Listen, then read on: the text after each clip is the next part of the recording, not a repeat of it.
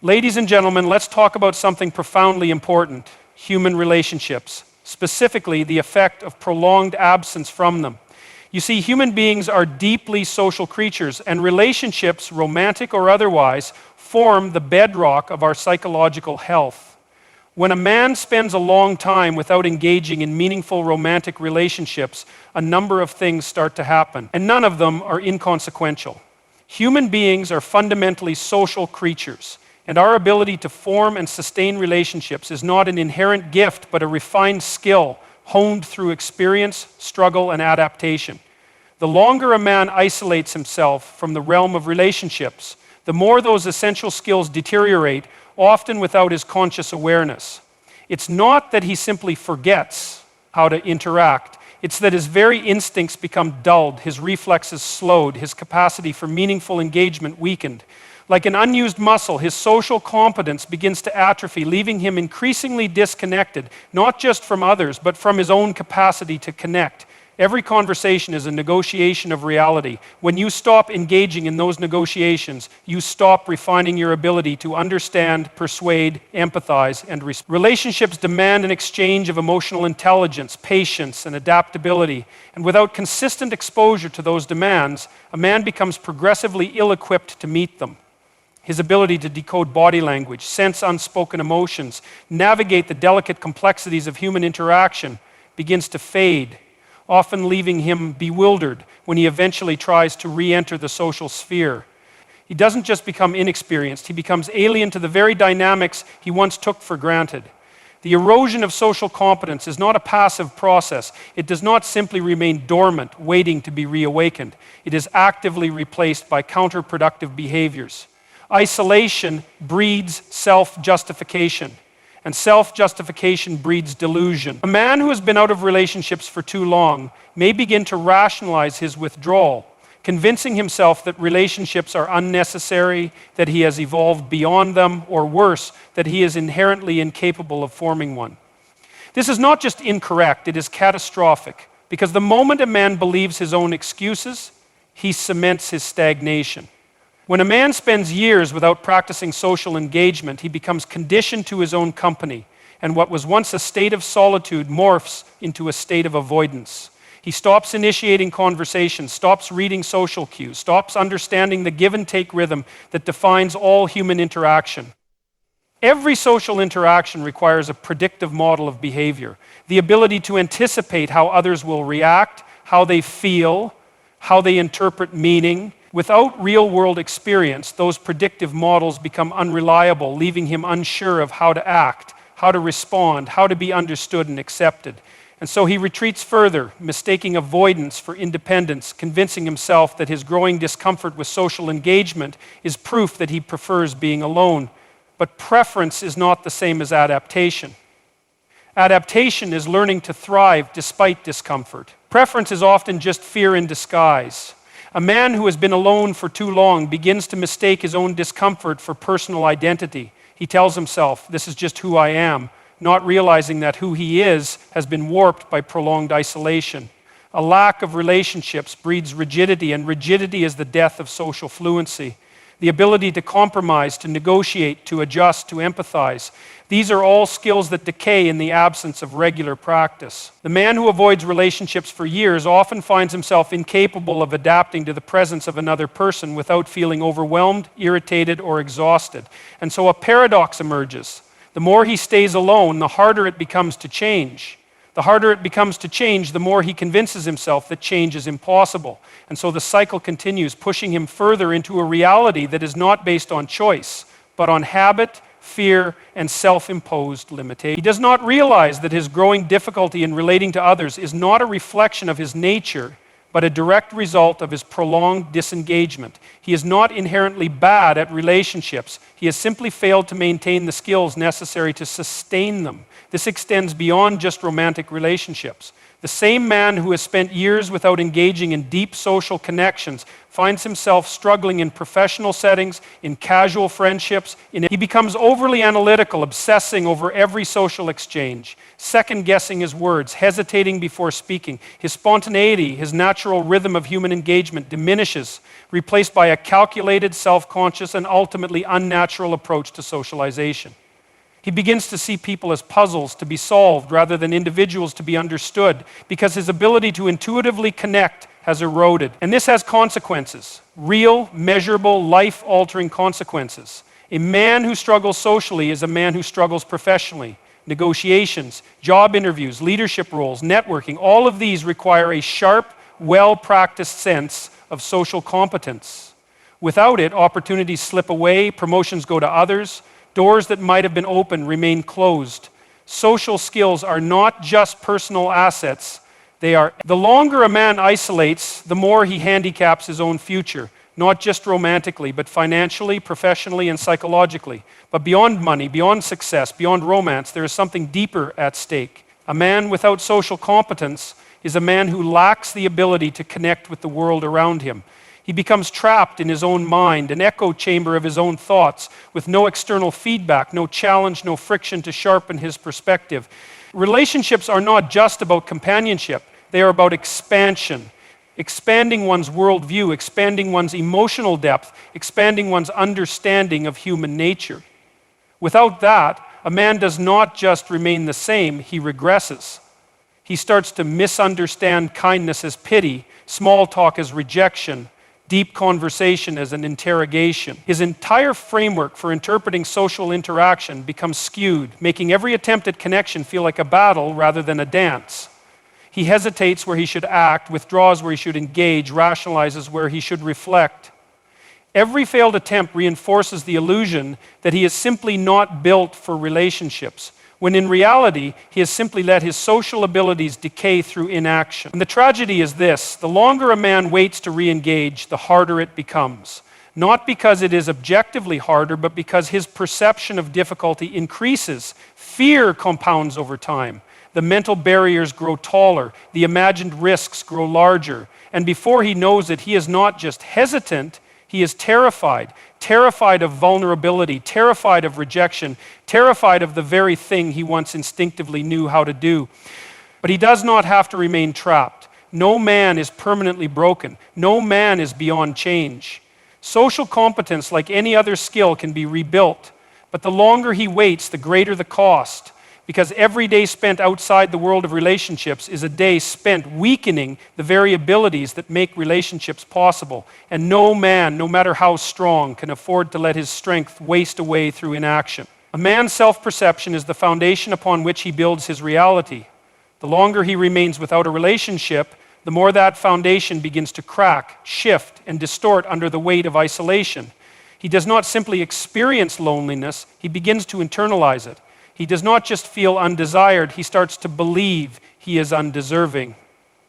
The mind does not operate in a vacuum.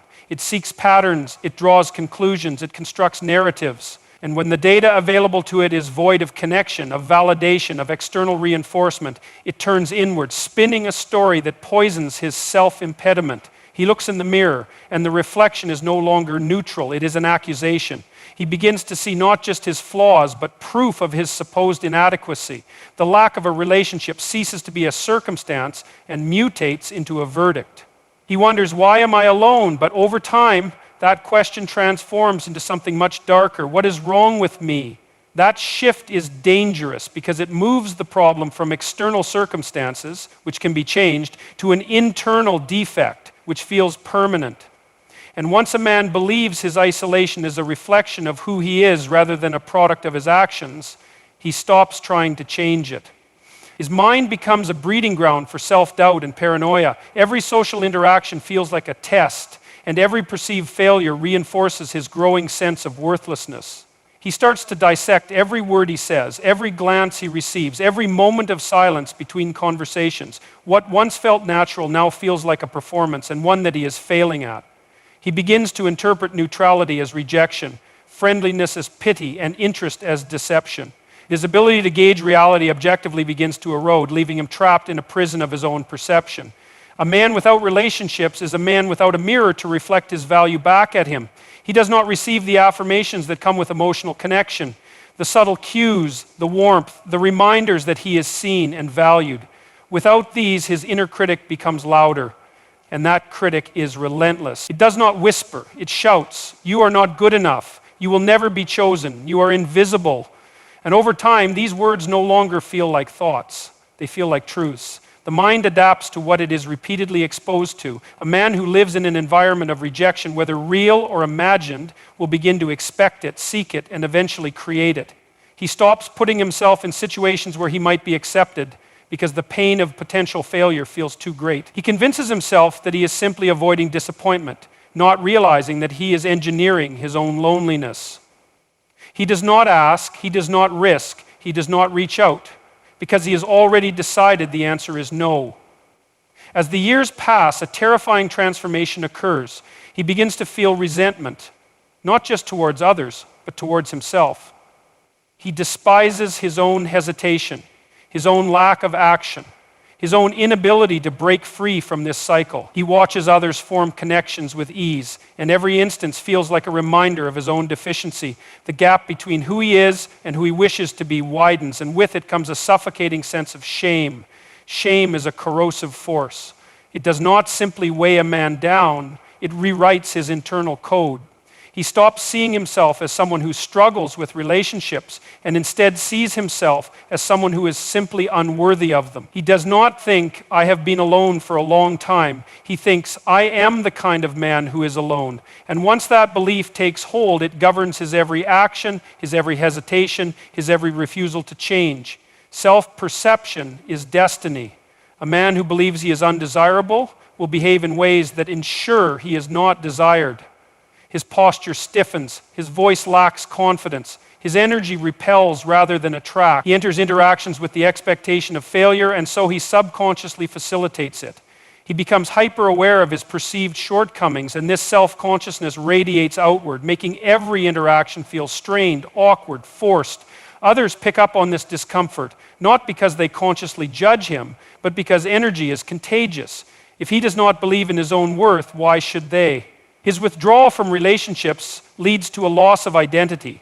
Romantic connections are not just about affection, they are about recognition, validation, and reflection. To be with someone is to be seen in a way that is intimate and undeniable. It is to have someone acknowledge not just who you are, but who you could be. Without this, a man drifts into a fog of uncertainty, questioning not just his worth, but his very sense of self. Who is he if not someone loved? What does he offer if no one chooses to accept it?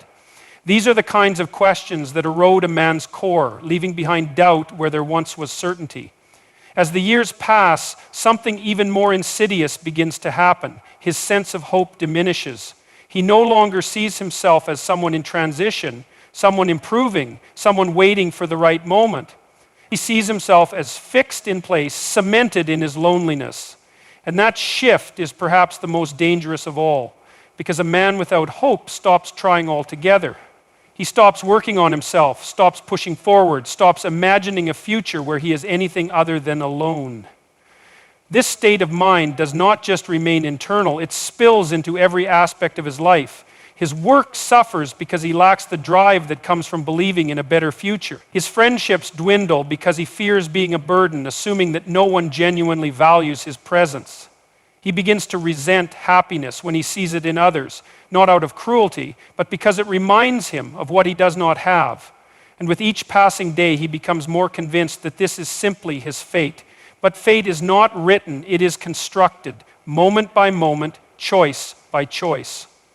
The tragedy is that the longer he remains in this state, the harder it becomes to break free. The man he was, the one who once believed in love, in connection, in his own ability to be worthy of another person, begins to fade, replaced by a hollow shell who simply exists rather than truly lives. The greatest pain is not loneliness itself, but the belief that loneliness is the only possible outcome. And so he settles, not because he wants to, but because he no longer believes he has the power to change. He accepts his isolation as fact rather than choice, as a reality rather than a temporary condition. And in doing so, he ensures that the very thing he fears most, permanent solitude, becomes his only reality. A man who has been without a relationship for a long time reaches a crossroads where he must either evolve or decay. There is no standing still, no neutral ground, no safe place where he can simply exist without consequence. If he does not actively push forward, he is being pulled backward. The absence of relationships is not just a gap in experience, it is a test of character, a defining moment where he either becomes stronger or allows himself to atrophy.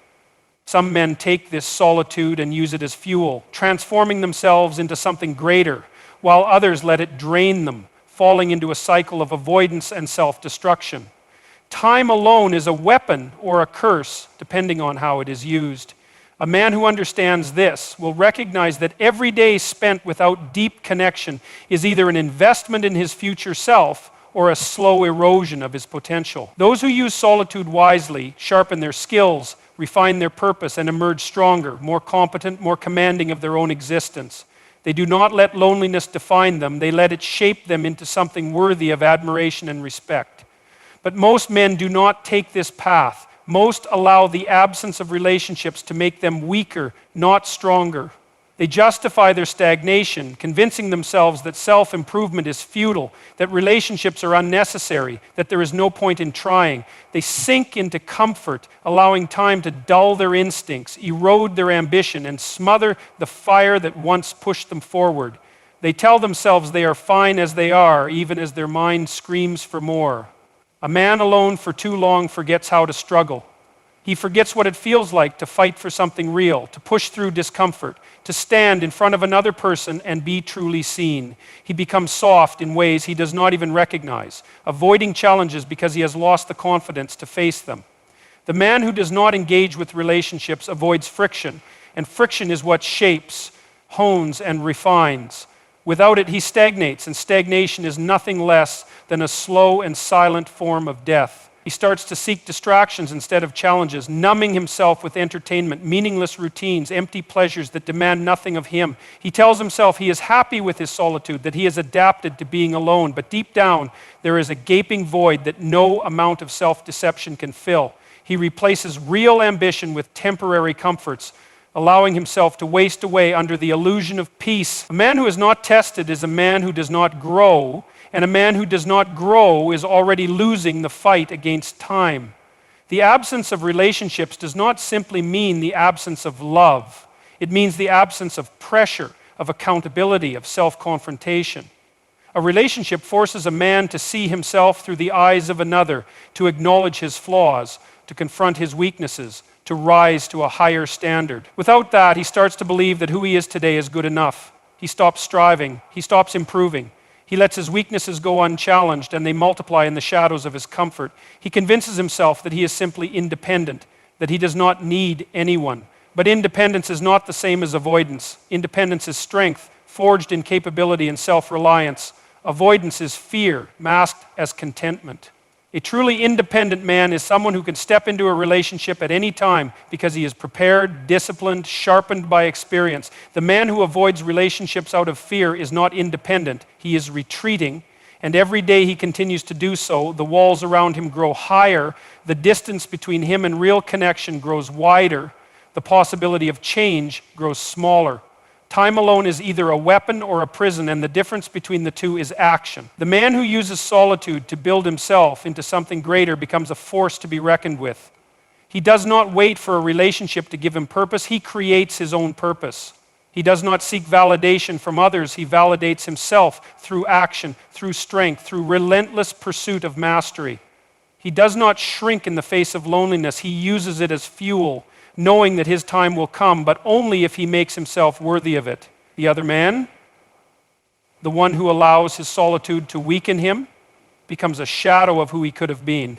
He wastes his years, telling himself that change is impossible, that effort is pointless, that relationships are not for him. He lies to himself because the truth is too painful to face. He knows he is not the man he should be. He knows he has allowed fear to dictate his choices. He knows he has become stagnant, soft, and bitter. But instead of changing, he doubles down on his comfort, letting his potential rot while he tells himself he is fine. The longer a man goes without a relationship, the greater the divide between these two paths.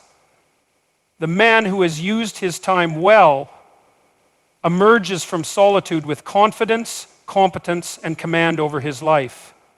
He is prepared for connection because he has built himself into someone worthy of it. He does not chase approval. He does not beg for validation. He is the kind of man that people want to be around, not because he is desperate for attention, but because he radiates strength and direction.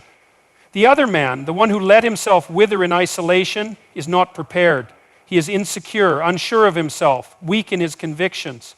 He has not developed the skills, the strength, or the resilience required to maintain a relationship because he has spent too much time avoiding discomfort. And so when he finally does attempt to step back into the world of connection, he finds himself ill-equipped, fumbling, overwhelmed, unsure of how to be the kind of man who attracts and sustains deep bonds. He is not seen as independent, he is seen as lost. The choice between these two fates is made in the small, silent moments of solitude. It is made in the hours that no one else sees, in the discipline or the indulgence, in the action or the avoidance, in the refusal to settle or the surrender to weakness. A man who has been without a relationship for years must ask himself, has this time made me stronger or has it made me smaller? Have I built something with this solitude or have I wasted it? Have I prepared myself for the life I want or have I let fear shape my reality? A man does not simply become great by accident. He is forged through struggle, through refinement, through battle against his own lesser nature. The absence of relationships is not an excuse to weaken. It is an opportunity to become something greater than he was before. But if he does not seize that opportunity, if he lets the years pass without effort, without evolution, without growth, he will wake up one day realizing that he has let the most valuable currency of all, time, slip through his fingers. And by then, it will not just be his relationships that are gone. It will be his potential, his fire, his very reason for being. A man who has been without a relationship for a long time begins to lose his ability to connect, not just with others, but with himself. His emotions become unfamiliar territory. His instincts grow dull. His capacity for vulnerability withers. Human connection is not an on and off switch. It is a skill, a muscle, a force that must be exercised, tested, strengthened. When it is neglected, it atrophies, leaving behind a hollow shell of what once was. He does not just struggle to form new bonds, he begins to fear them. The longer he is without a relationship, the more foreign the very idea of intimacy becomes. His mind does not remain static, it adapts to its environment.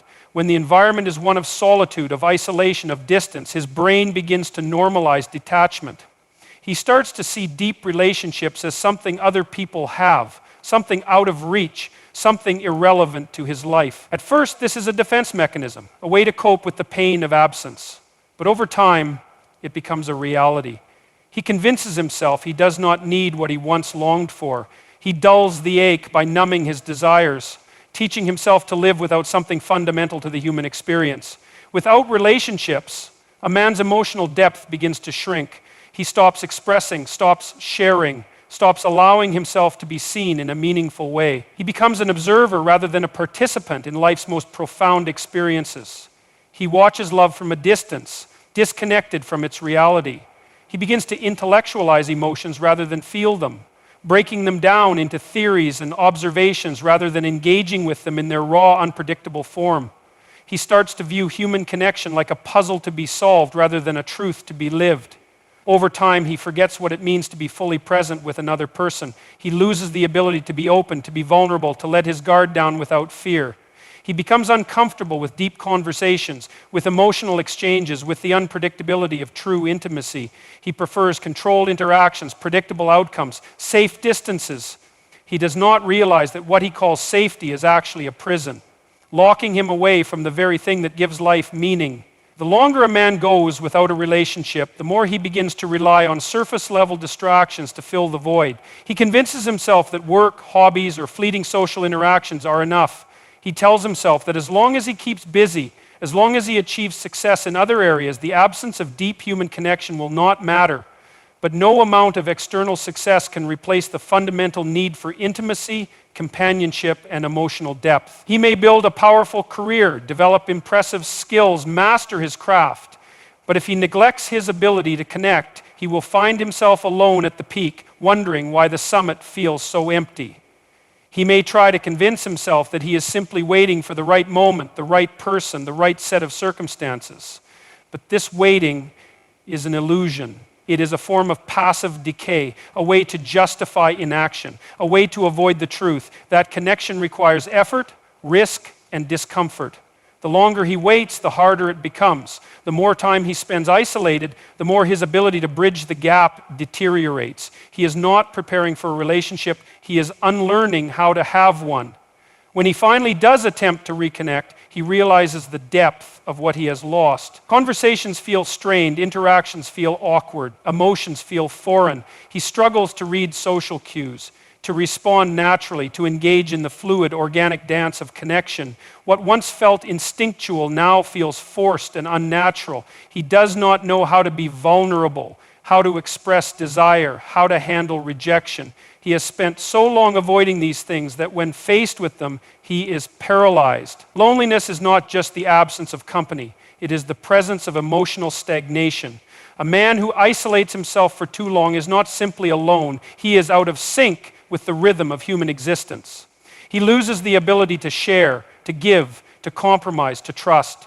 He becomes so accustomed to self-sufficiency that he resists any form of emotional dependence, mistaking it for weakness.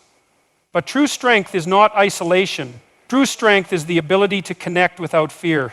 The mind adapts to what it is given. A man who spends years without deep relationships rewires himself for solitude. He builds routines that require no one, habits that exclude others, mindsets that reject intimacy. He becomes comfortable in his isolation, and comfort is the greatest enemy of transformation. He does not realize that what he calls independence is really avoidance in disguise. He is not thriving alone, he is decaying in silence.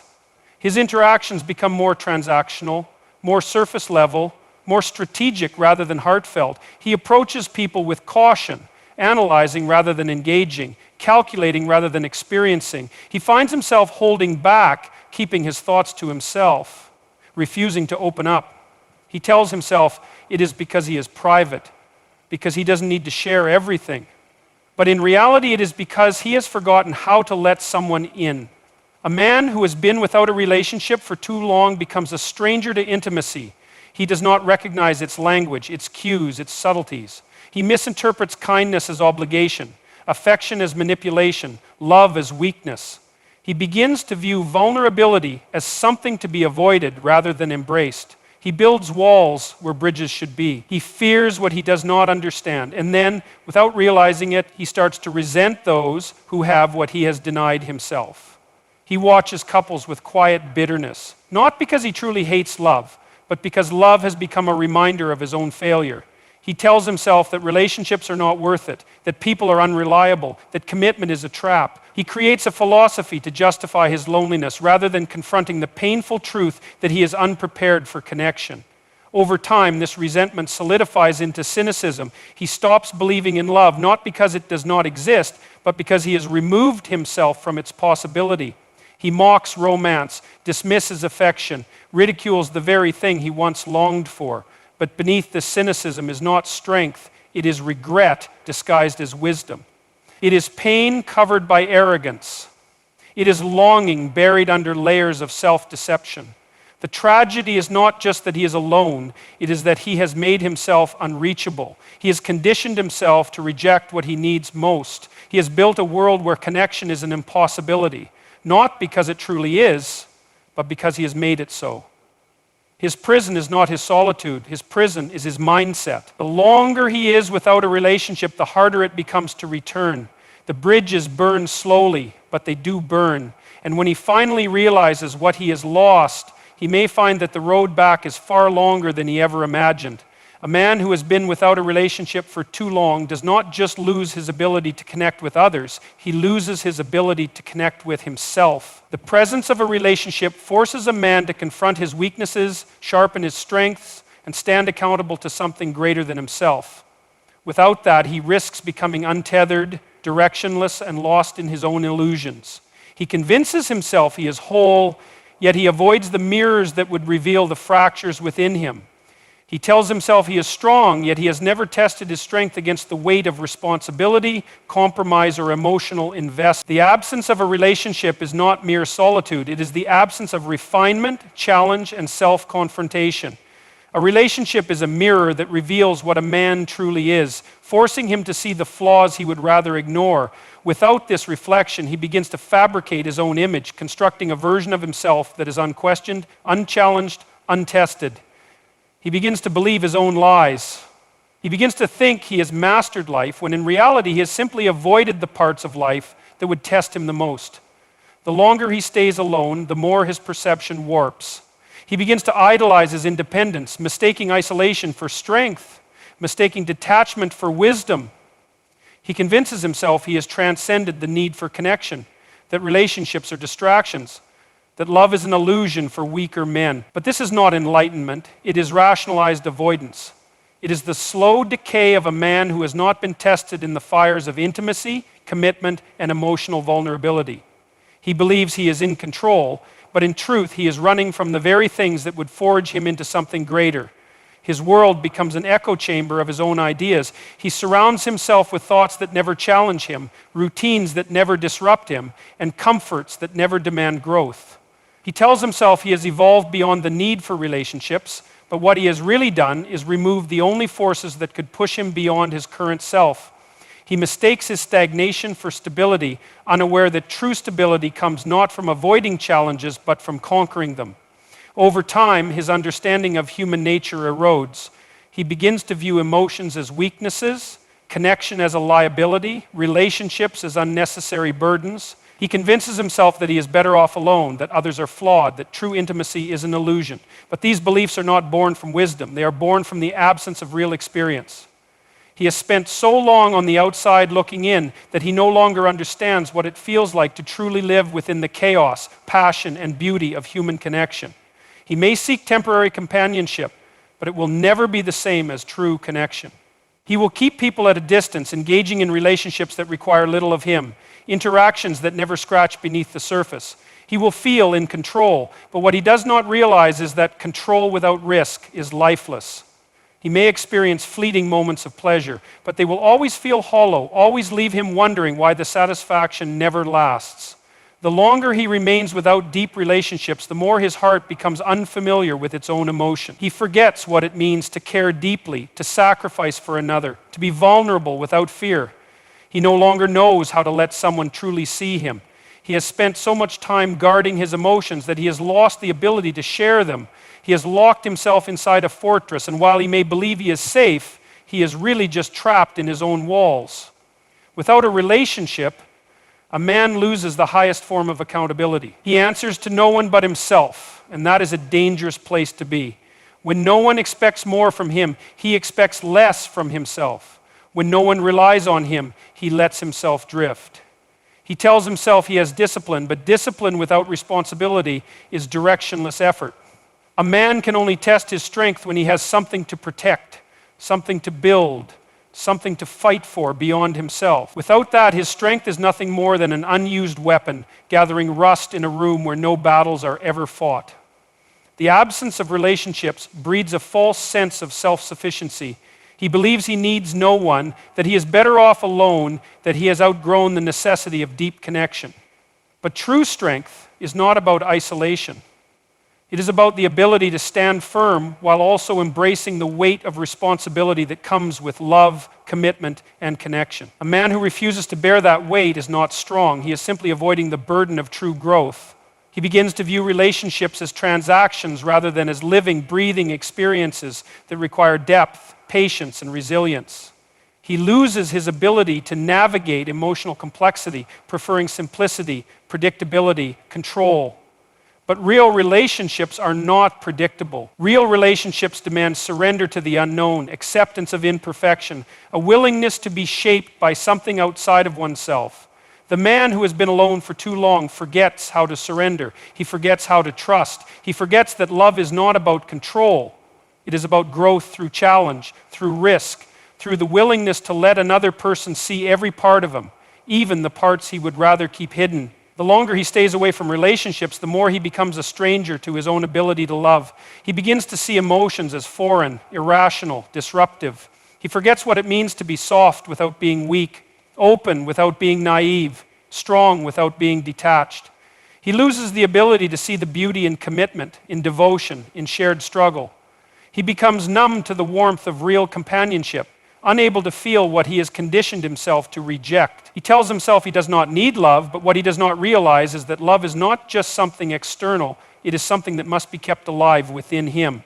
The ability to love is a skill, a discipline, a practice. A man who has been without love for too long does not simply lack connection.